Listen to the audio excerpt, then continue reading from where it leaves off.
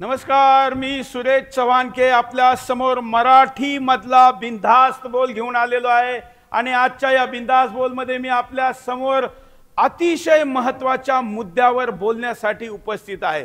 महत्त्वाचा मुद्दा म्हणजे माझ्या पाठीमागे हा आपण जो बॅकड्रॉप पाहत आहात यामध्ये मी मनूनला बसवलेला आहे।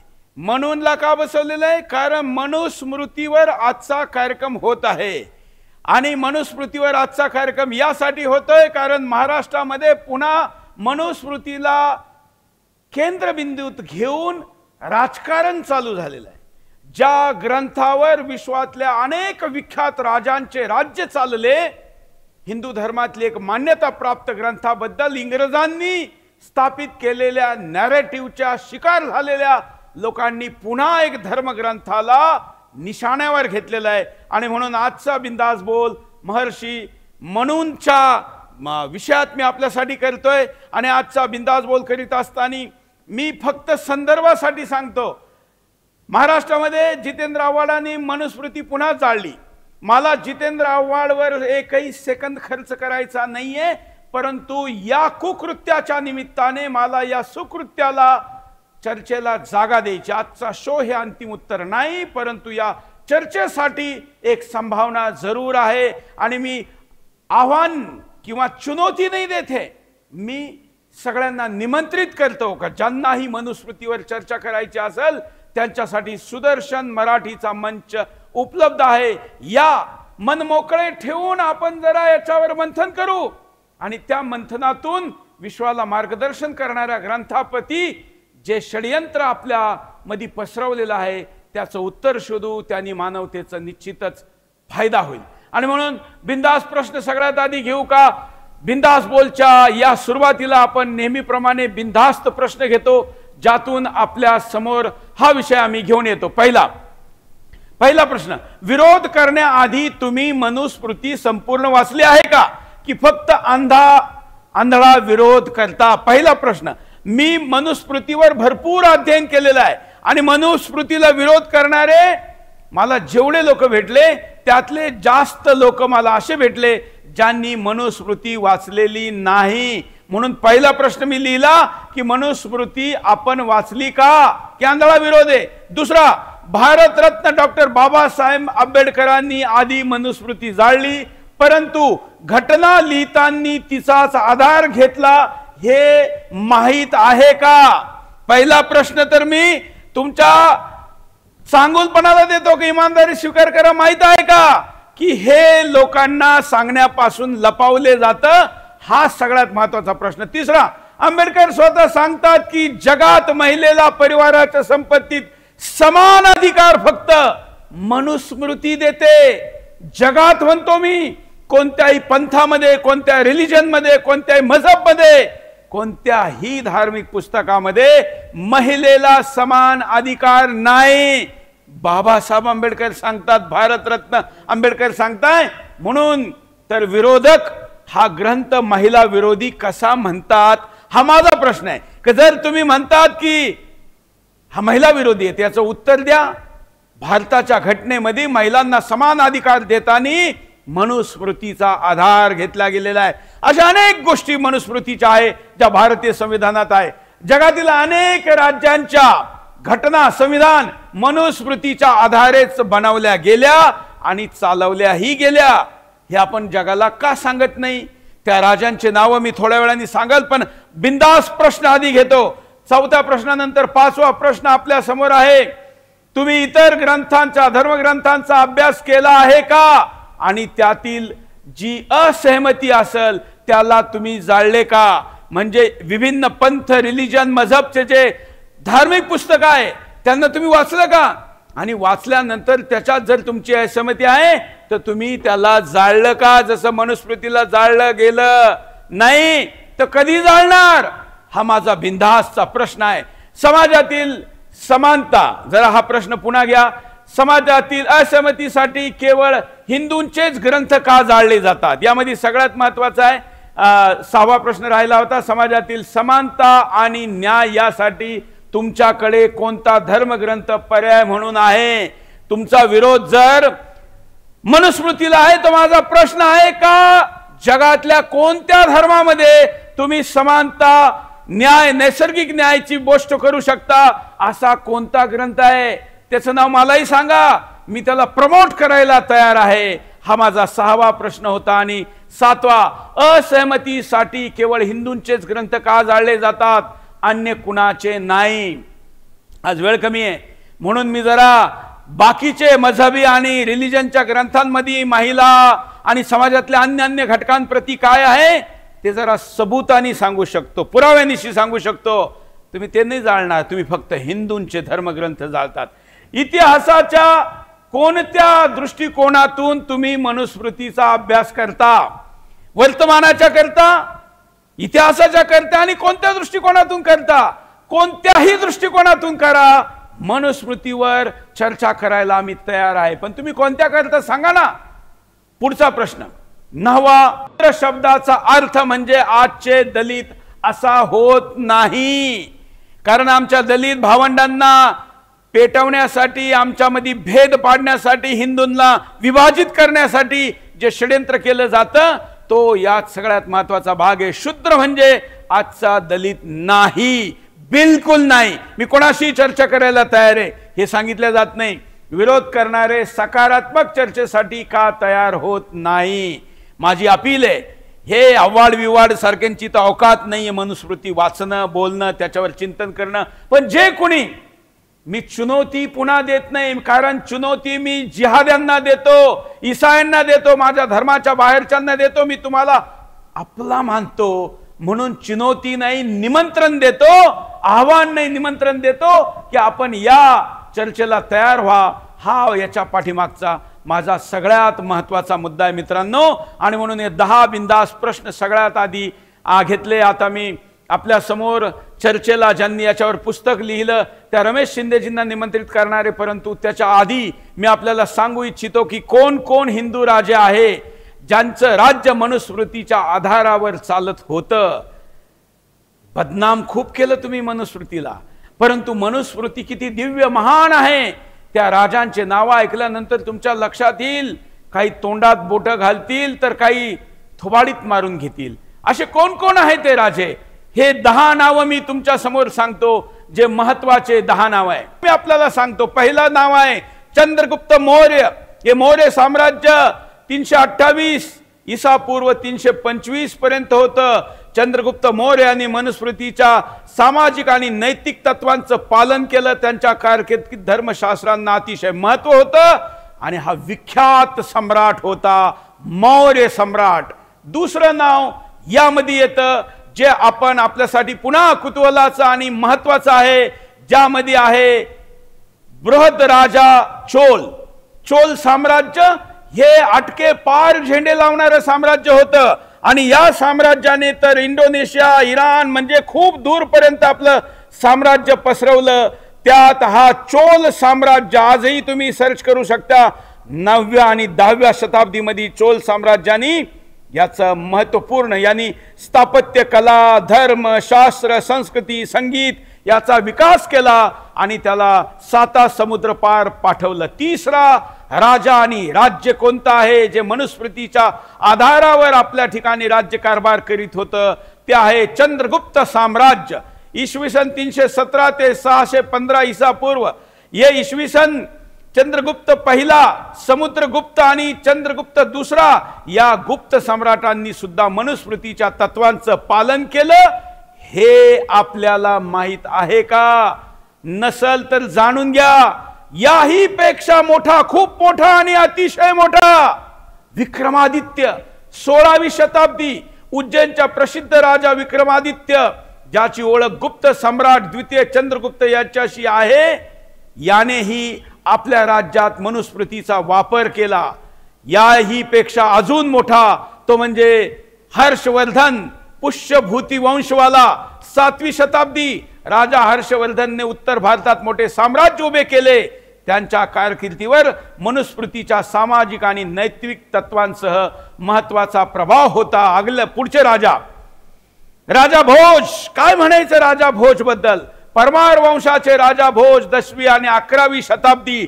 राजा भोज हे तर विख्यात आहे. राजा भोज हे आपल्या कारकिर्दीत मनुस्मृतीच्या तत्वांचं जे पालन करीत होते, त्यांच्या विद्वत्ता आणि साहित्य क्षेत्रात त्यांनी त्याचा खास करून वापर केला। त्यांची ही कारकीर्द ही 7 समुद्र पार होती। आपण अनेक म्हणी त्यांच्या नावाने आजही म्हणतो। याचप्रमाणे मार्तंड वर्मा, आजचं केरळ ज्याला म्हणता येईल, त्रावणकोर राज्य आजही ज्याचे लाखो करोड रुपयाची सोनी नाणी हिरे मोती आजही आहे, असं मार्तंड वर्मांचं राज्य त्रावणकोर राज्य 1706 ते 1758 मार्तंड वर्मा यांनीही त्यांच्या कारकिर्दीत मनुस्मृतीच्या तत्वांचं पालन करीत आपलं राज्य चालवलं। राजा मानसिंग, अगदी आत्ताची घटना ही 1550 ते 1614 राजा मानसिंग यांनीही मनुस्मृतीच्या तत्वांचं पालन आपल्या कारकिर्दीत केलं आणि धर्मशास्त्राचा प्रभाव त्यातही दिसत होता। अर्थात या पुढचं राज्य आहे पल्लव साम्राज्य, 6वी आणि 9वी शताब्दी। पल्लवांच्या काळात हिंदू धर्म आणि संस्कृतीच्या विशेष महत्त्व होते आणि आज आपण याचा उल्लेख यासाठीही करतो की धर्मशास्त्राचा त्यांच्या समाजात आणि कायद्यांमध्ये समावेश करण्यात आलेला होता मनुस्मृतीच्या माध्यमातून। पुढचं राज्य आणि राजा पल्लव साम्राज्यानंतर आपण राजा चोल यांचं साम्राज्य 9वी आणि 13वी शताब्दी। चोल साम्राज्य तर खूप मोठं होतंच, पण एकाच चोल राजाने नाही केलं, अनेकांनी केलं। मी आधी सांगितलं त्याची शताब्दी आणि याच्यात फरक आहे। ही 9वी आणि 13वी शताब्दी आहे। राजा चोल हा त्या साम्राज्याचा प्रमुख होता, कारण त्याचे नाव वेगवेगळी होती, परंतु साम्राज्य म्हणून चोल होतं। ज्यांनी मोठा विस्तार केला त्याच राज्यामध्ये मनुस्मृतीचा वापर होता। ही मनुस्मृती आहे, ही माझ्या लायब्ररीतली मनुस्मृती आहे। ही जी आपण पाहत्याला सुरुवातीपासून दाखवा, कारण याचा मी विशेष उल्लेख आजच्या शो मध्ये यासाठी करू इच्छितो, कारण मी यातली एक एक ओळ वाचलेली आहे। मनुस्मृती ही माझ्या लायब्ररीतली आहे आणि त्याला तुम्ही अनेक टिचणं लावलेले पाहाल, अनेक रेफरन्सचे कागद लावलेले पाहाल। हे यासाठी आहे कारण या मनुस्मृतीमध्ये किती भेसळ केली गेली याचे माझ्याकडे खंड आहे। मी आणलेला आहे 1986 सालची जी मनुस्मृती आहे तिच्यामध्ये एवढे श्लोक नाही, एवढे पानं नाही। ही 2020 ची मनुस्मृती आहे, हिच्यामध्ये पानं एवढी जास्त कशी आली? माझ्याकडे 1968 ची मनुस्मृती आहे, तिच्यामध्ये अजूनही कमी आहे। या तिन्ही मनुस्मृत्यांमध्ये काय काय भेसळ केल्या गेली त्याचे सबूत मी यात घेतलेले आहे, हेही मी आपल्याला दाखवील। परंतु या विषयावर ज्यांनी पुस्तक लिहिलं, मोठे चिंतक विचारक आणि सामाजिक क्षेत्रात खास करून हिंदू धर्मासाठी काम करणारे रमेश शिंदेजी आपल्या बरोबर आहे, हिंदू जनजागृती समितीचे प्रवक्ते आहे। आणि रमेशजींना मी निमंत्रित करतो। रमेशजी, आता तुम्ही आणि आपण बोलण्याआधी मी संपूर्ण 10 प्रश्न बिंदाचे विचारले। कोणत्या राजांच्या राज्यामध्ये मनुस्मृती होती ते दाखवलं। आता महाराष्ट्राच्या रेफरन्समध्ये हा विवाद सुरू झाला, पण आपण त्यांना फार भाव देऊ इच्छित नाही। मनुस्मृती कशी महत्वाची आहे आणि याच्यावर काय प्रश्न आहे आणि काय चर्चा केली पाहिजे, मी आपल्याला निमंत्रित करतो। रमेश शिंदेजी, या ठिकाणी जी माहिती सांगितली मनुस्मृतीच्या संदर्भामध्ये तर ती अतिशय महत्वाची आहे आणि मनुस्मृतीचा अतिशय प्राचीन काळापासून कसा आपल्या देशामध्ये तिचा उपयोग झालेला आहे किंवा एकूणच म्हणजे आपल्याकडे जे 14 मनू असे म्हटलेले आहेत आणि ह्या 14 मनूंच्याच आधारे म्हणजे भगवान श्रीकृष्णाने सुद्धा जे सुरुवातीला सांगितलेलं आहे की आपलं जे धर्मशास्त्र आहे ते सगळ्यात पहिल्यांदा ईश्वराने सूर्याला सांगितलं, सूर्याने मनूला सांगितलं आणि मनूने ते इक्ष्वाकुला सांगितलं। अशा पद्धतीने आपल्याकडे धर्मशास्त्र आलेलं आहे। परंतु आपल्याकडे मनू हे जे आहेत 14 मनू आहेत आणि वेगवेगळ्या कालावधीमध्ये त्या मनूंचा उल्लेख होतो, ज्याच्यामध्ये वैवस्वत मनू आहे, स्वयंभव मनू आहे, अशा विविध प्रकारच्या मनूंचा आपल्याकडे उल्लेख आहे। परंतु आज ह्या दृष्टिकोनातून जर बघितलं की एक प्रकारे मनुस्मृतीला एकीकडे म्हणजे असं आपण म्हणूया की तिला अतिशय अपमानित करण्याचा किंवा तिला अतिशय एक प्रकारे विकृत करण्याचा प्रयत्न झाला।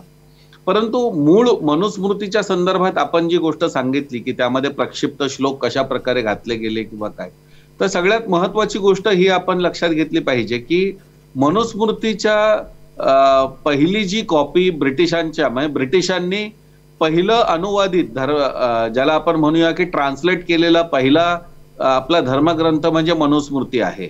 सर विल्यम जोन्स यांनी 1794 साली पहिला मनुस्मृती हा ग्रंथ अनुवादित केला आणि हा जो ग्रंथ अनुवादित केला ह्या ग्रंथामध्ये अनेक विवादास्पद जे श्लोक आहेत हे नंतरच्या काळात जोडले गेले अशा प्रकारचा आरोप होतो आणि हे जे श्लोक जोडले गेले ह्याच्यामध्ये अनेक विकृत श्लोक आहेत. कारण मुळामध्ये आपण जर बघितलं की रामायणाच्या संदर्भात सुद्धा जेव्हा आपण बघतो की रामाचं आपण सगळीकडे आदर्श आदर्श अशा प्रकारचा उल्लेख बघतो आणि अचानक उत्तर रामायण येतं आणि त्या उत्तर रामायणामध्ये उल्लेख येतो की प्रभू श्रीरामाने शंभुक नावाचा तुमच्या बरोबर तुमच्या शेजारी जी मनुस्मृती चालू आहे या मनुस्मृतीच्या मध्ये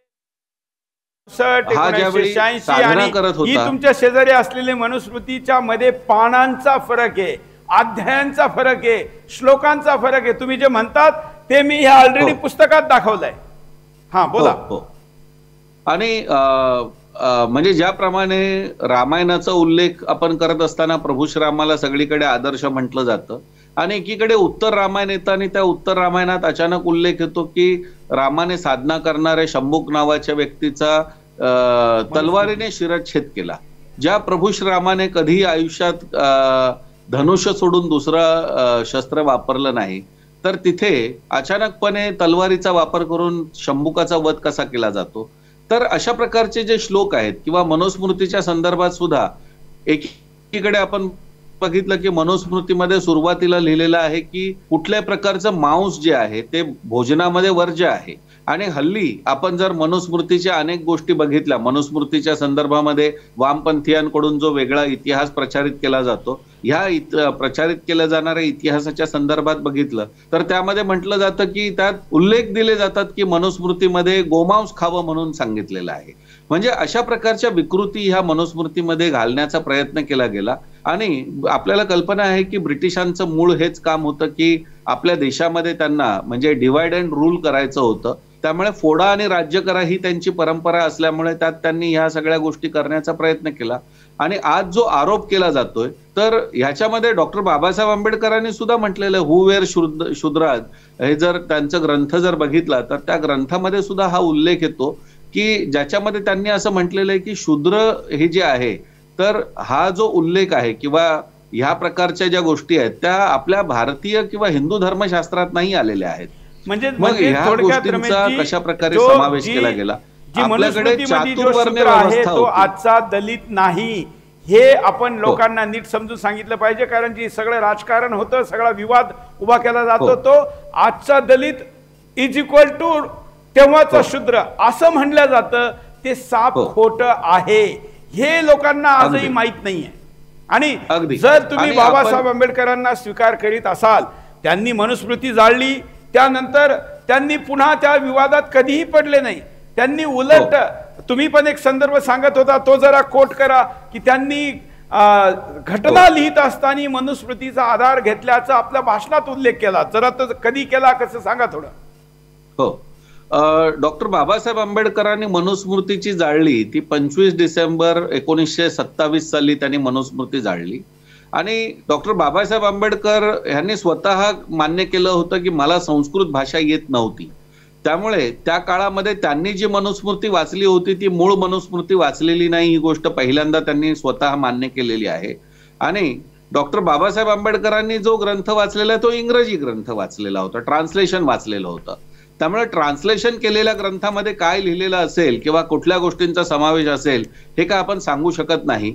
हा पहिला भाग. दुसरी गोष्ट की बाबासाहेब आंबेडकरांनी मनुस्मृती दहन केली 1927 साली आणि त्या 1927 सालाच्या नंतर ज्यावेळी भारताचं स्वातंत्र्य आलं आणि स्वतंत्र भारतामध्ये संविधान लिहिण्याचं ज्यावेळी त्यांच्याकडे जबाबदारी आली त्यावेळी 1949 साली त्यांनी संविधान सभेसमोर जे भाषण केलं त्या भाषणामध्ये त्यांनी असं म्हटलं की मला स्त्रियांना जो समान हक्क द्यायचा आहे तर हा समान हक्क देण्यासाठी त्याचा उल्लेख आपल्याकडे त्या काळामध्ये 2 वारसा हक्काच्या परंपरा होत्या.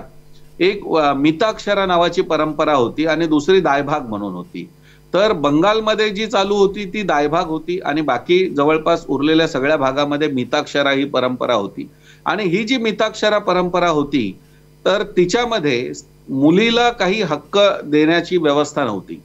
आणि हा जो दायभाग जी परंपरा होती ह्या परंपरेमध्ये मुलीला देखील समान हक्क मिळाला पाहिजे अशा प्रकारचा उल्लेख होता. आणि मनुस्मृती हा एकमेव ग्रंथ होता ज्याच्यामध्ये दायभाग ही व्यवस्था सांगितलेली होती. त्यामुळे त्या काळामध्ये डॉक्टर बाबासाहेब आंबेडकरांनी जी सांगितलेली गोष्ट होती तर त्यात सगळ्यात महत्वाचा हा भाग होता की त्यांनी सांगितलेलं होतं की मनुस्मृतीमध्ये जो हा उल्लेख आहे तर हा दायभाग म्हणजे मी जाती निर्णयासाठी मनुस्मृतीचा निर्णय घेतलेला आहे. मी दायभाग ही वारसा हक्क ठरवण्यासाठी स्त्रियांना समान अधिकार देण्यासाठी मी मनुस्मृतीचा आधार घेतलेला आहे. त्याचप्रमाणे त्यांनी पराशर स्मृती, बृहस्पती स्मृती ह्या स्मृतींचा देखील आधार घेतलेला आहे आणि हे त्यांनी स्पष्टपणे सांगितलेलं आहे. याच्यानंतर संविधान आपल्या देशामध्ये लागू झालं 26 जानेवारी 1950 साली आणि ह्यानंतर 11 जानेवारीला ते ज्यावेळी 1949 साली हे झाल्यानंतर मुंबईमध्ये सिद्धार्थ कॉलेजमध्ये त्यांचं भाषण होतं आणि ह्या सिद्धार्थ कॉलेजमध्ये ज्यावेळी त्यांनी भाषण केलं त्या भाषणामध्ये देखील त्यांनी ह्याचा उल्लेख केलेला आहे की एकीकडे माझ्यावरती आरोप केला जातो की मी धर्मशास्त्राच्या विरुद्ध हिंदू कोड बिल तयार करतो आहे वगैरे अशा प्रकारचे आरोप होत आहेत. परंतु प्रत्यक्षामध्ये आज मी जो उल्लेख केलेला आहे किंवा मी जो वापर केलेला आहे तर त्यामध्ये मनुस्मृतीमध्ये दायभाग हा जो उल्लेख होता या दायभागाचा वापर मी त्यामध्ये केलेला आहे. म्हणजे एकीकडे आणि दुसरं त्यांनी असं म्हटलेलं आहे की मी लिहिलेली सगळी जी कलमं आहेत ह्याला कुठल्या ना कुठल्या तरी शास्त्रामध्ये त्याला आधार आहे आणि म्हणून ही जी शास्त्र जी आहेत जी प्राचीन काळामध्ये कायदा म्हणून वापरली जात होती म्हणजे मनुस्मृतीला सुद्धा मानव धर्मशास्त्र म्हटलेलं आहे किंवा मानवाच्या काळातलं शास्त्र म्हटलेलं आहे. त्यामुळे या दृष्टिकोनातून सुद्धा जर बघितलं तर आपल्याला हे लक्षात येतं. आणि मुळात मनु हा जो होता हा क्षत्रिय होता त्यामुळे त्याच्यावरती जो आरोप केला जातो आणि ह्या माध्यमातून जे काही आपल्या हिंदू धर्माच्या संदर्भातला जो एक प्रकारची विकृती पसरवण्याचा प्रयत्न केला जातो तर ही गोष्ट लक्षात घेतली पाहिजे. त्यामुळे डॉक्टर बाबासाहेब आंबेडकरांचं नाव जोडतो जे तुम्ही सांगताय त्याच्यामध्येच एक श्लोकाबद्दल पुन्हा पुन्हा असं सांगितलं जातं जो 2.135 हा एक श्लोक आहे ज्याच्यामध्ये असं म्हणलंय त्याला पुन्हा सांगतात की 10 वर्षाचा ब्राह्मण असेल आणि क्षत्रिय 100 वर्षाचा जरी असेल तरी त्यांनी 10 वर्षाच्या ब्राह्मणाला पिता समान मानलं पाहिजे. आता याच्यात मी माझ्याकडे पूर्ण जरा क्लोजमध्ये दाखवा, मी जरा कंट्रोल रूमला सांगतो हे जरा दाखवा. मी हे मी दर्शकांना सांगू इच्छितो की हे पहा मी सगळी टिपणं लावलेली आहे आणि ही सगळी टिपणं लावून मी हा संदर्भ आपल्याला देतोय. हा आपण पाहू शकता. मी पान नंबर 119 वरचं सांगतोय या मनुस्मृतीबद्दलचं. यामध्ये ब्राह्मण हा 10 वर्षाचा असेल आणि क्षत्रिय हा 100 वर्षाचा असेल तरी त्यांनी त्याला पिता समान मानलं पाहिजे ब्राह्मणाला असं म्हणून क्षत्रिय आणि ब्राह्मण मध्ये भांडणं लावण्याचं काम जे यात घुसवळवलं गेलेलं आहे ते कसं चुकीचं आहे. तर यामध्ये संदर्भ दिलेला आहे का हा फक्त गुरुकुल मध्ये शिकणाऱ्या ब्राह्मणाप्रती केलेला आहे म्हणजे विद्यार्थी आणि गुरुकुलामध्ये शिकवणारा तर शिकवणाराचा संदर्भ इथे आहे. परंतु याला सरास ब्राह्मण म्हणून कसं खोट्या लोकांसमोर सांगितलं जातं याचं एक उदाहरण आहे. रमेशजी तुम्ही कंटिन्यू करा. हो आणि आपण जो आता श्लोक सांगितला तर त्या दृष्टिकोनातून 2 महत्वाच्या गोष्टी आपण ह्या संदर्भात लक्षात घेतल्या पाहिजेत.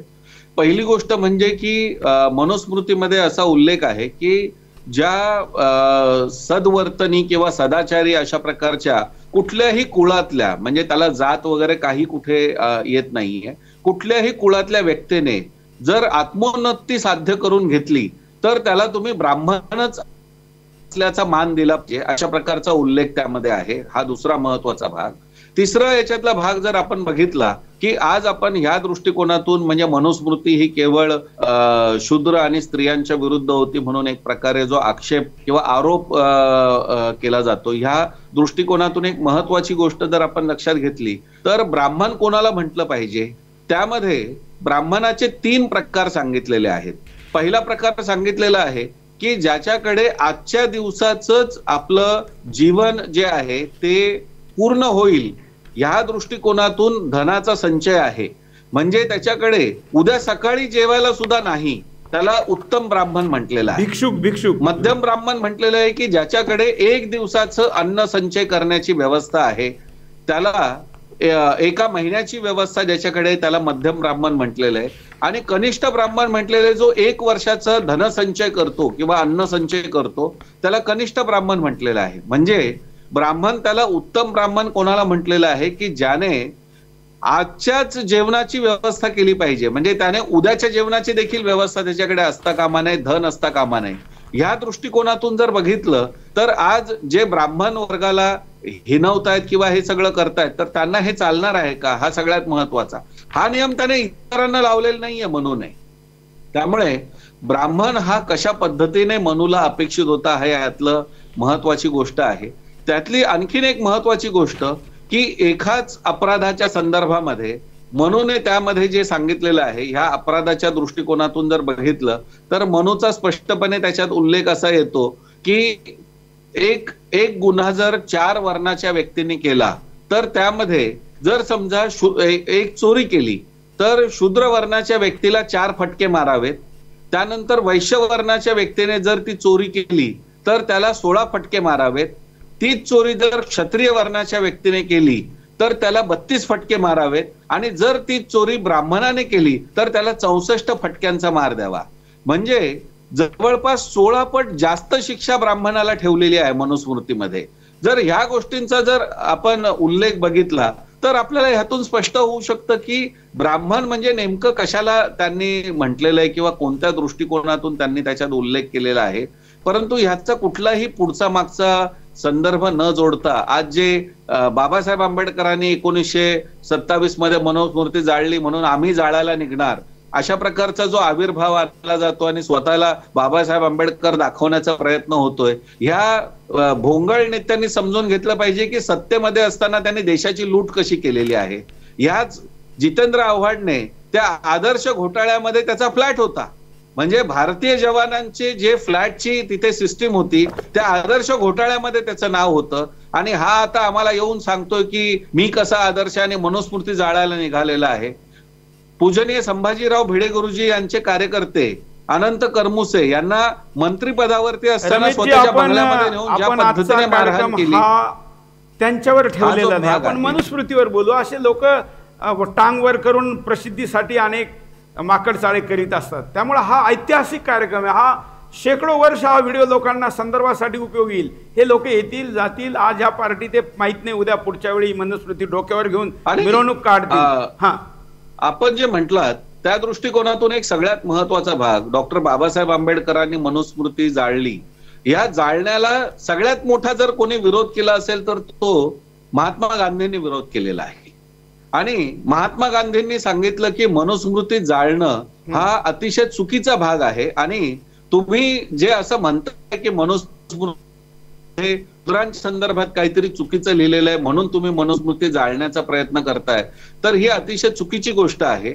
हा ह्याच्यातला सगळ्यात महत्वाचा भाग महात्मा गांधींनी सांगितलाय. आणि त्यात त्यांनी स्पष्टपणे असं म्हटलेलं आहे की मनुस्मृतीमध्ये कुठल्याही जातींचा उल्लेख नाही. मनुस्मृती हा केवळ वर्णाच्या संदर्भामध्ये आहेत. आणि आपल्याकडे जे त्या काळामध्ये वर्ण होते ते गुणकर्म विभागशः भगवद्गीतेमध्ये स्पष्टपणे म्हटलेलं आहे की जे धर्म जे आपल्याकडे वर्ण जे आहेत तर ते वर्ण जे आहेत ते गुण कर्म आणि विभाग यांच्या आधारे ते तयार होत होते. त्यामुळे जातींचा उल्लेख आपल्याकडे कुठल्याच प्राचीन धर्मग्रंथामध्ये आढळत नाही. आणि ह्या गोष्टी आपण जर लक्षात घेतल्या तर महात्मा गांधींनी त्यांना सांगितलं होतं की केवळ तुम्हाला असं वाटतंय की ह्या ग्रंथामध्ये किंवा ह्यामध्ये हे असं म्हटलंय म्हणून तो ग्रंथ जाळला पाहिजे, तर ही अतिशय अनुचित कृती आहे. आणि या दृष्टीने जर आपण बघितलं तर आपल्याला ही गोष्ट लक्षात येऊ शकते की म्हणजे महात्मा गांधींनी त्या काळामध्ये दिलेला संदर्भ की ह्या सगळ्या गोष्टी ज्या आहेत या बाहेरून आलेल्या आहेत, जातींची व्यवस्था बाहेरून आलेली आहे. आपल्याकडे कधीही अशा प्रकारची व्यवस्था नव्हती. आमच्याकडे आम्ही प्राचीन जर इतिहासाच्या संदर्भामध्ये जर बघितलं तर आपल्याकडे चंद्रगुप्त मौर्य राजा झालेला आहे आणि आर्य चाणक्याने त्याला राजा बनवलेला आहे. आर्य चाणक्य असं म्हटले नाहीत मी ब्राह्मण आहे म्हणून मी राजा बनणार आहे. त्यामुळे आपल्याकडे जर ह्या गोष्टी बघितल्या, प्रभू श्राम हे शबरीच्या दारी गेलेले आहेत, अहिल्याचा त्यांनी उद्धार केलेला आहे. एकीकडे आपण म्हणतो आहोत की यत्र नार्यस्तु पूज्यन्ते रमन्ते तत्र देवता, म्हणजे ज्या ठिकाणी स्त्रियांची पूजा होते त्या ठिकाणीच देवता राहतात.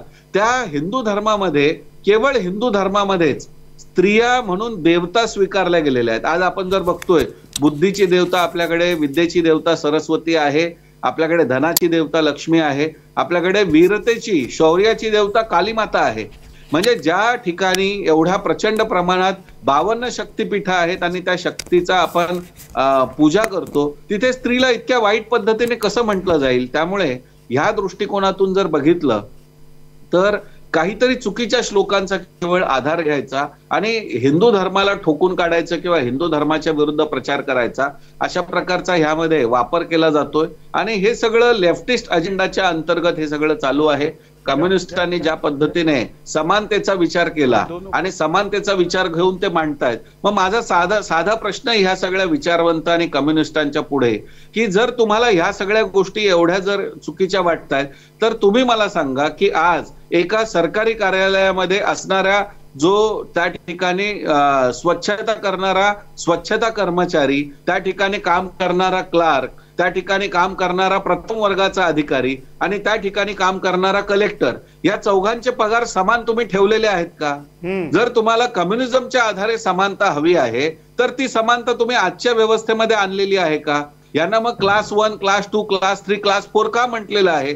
जर आजच्या सेक्युलर व्यवस्थेमध्ये तुम्ही 4 क्लास जर बदलू शकत नाही, तर मनुस्मृतीमध्ये 4 वर्ण दिलेले आहेत आणि म्हणून तुम्ही जर त्याला तुम्ही या पद्धतीने बदनाम करण्याचा प्रयत्न करत असाल, तर ही संपूर्णपणे चुकीची गोष्ट आहे. ही आपण लक्षात घेतली पाहिजे. बिलकुल बिलकुल. रमेशजी, या मुद्द्यावर उत्तर भारतात बऱ्यापैकी मंथन, चिंतन, चर्चा झालेली आहे. परंतु महाराष्ट्रामध्ये तर मनुस्मृतीवर चर्चा करणं म्हणजे डॉक्टर बाबासाहेब आंबेडकरांना विरोध असं जे पसरवल्या जातं ते चूक आहे. कारण स्वतः बाबासाहेबांनी सुद्धा कबूल केला आणि एकदा जाळल्यानंतर पुन्हा या विषयावर त्यांनी कधी विवाद केला नाही.